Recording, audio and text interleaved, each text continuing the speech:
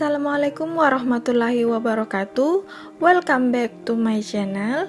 Jangan lupa subscribe, like, comment, and share video ini, oke? Nah, pada pertemuan kali ini kita akan membahas penerjemahan harafiah dalam bahasa Makassar. Nah, langsung saja kita akan bahas. Jadi menurut Krida Laksana pada tahun 1984 menyatakan bahwa penerjemahan adalah yang pertama pengalihan amanat antar budaya atau antar bahasa dalam tatanan gramatikal dan leksikal dengan maksud, efek, atau wujud yang sedapat mungkin tetap dipertahankan. Lalu yang kedua, bidang linguistik terapan yang mencangkup metode dan teknik pengalihan amanat dari satu bahasa ke bahasa yang lain. Itu menurut Krida Laksana. Lalu penerjemahan ini terdiri atas dua jenis, yaitu penerjemahan harafiah dan penerjemahan bebas. Namun pada pertemuan kali ini kita khusus membahas tentang penerjemahan harafiah. Nanti pada pertemuan berikutnya kita akan membahas tentang penerjemahan bebas. Jadi langsung saja, penerjemahan harafiah adalah pengalih bahasaan, pernyataan, ungkapan, dan sebagainya, kata demi kata atau bagian demi bagian dari bahasa sumber tanpa mengindahkan bahasa sasaran.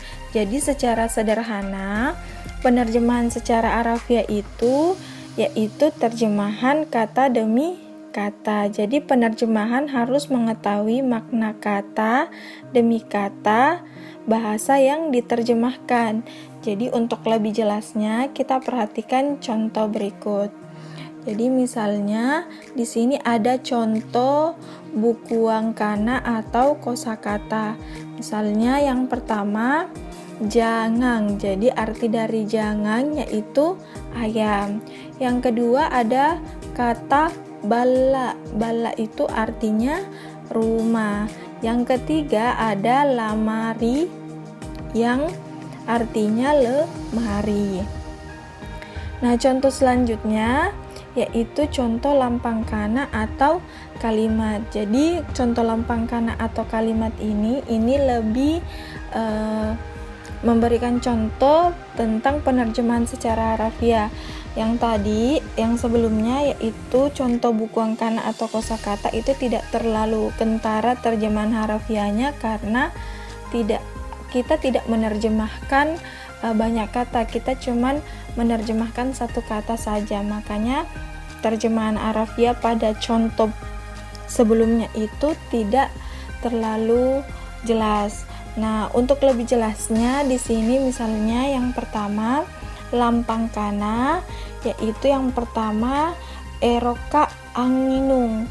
Jadi kita akan menerjemahkan secara harafiah, yaitu terjemahan kata demi kata, yaitu yang pertama ero. Ero itu artinya mau, ka itu artinya saya, anginung itu minum.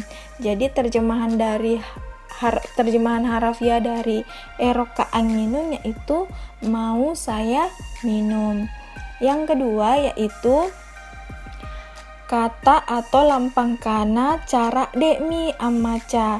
Jadi terjemahan harafiahnya yaitu cara de artinya pintar, mi artinya sudah, amaca artinya dia membaca.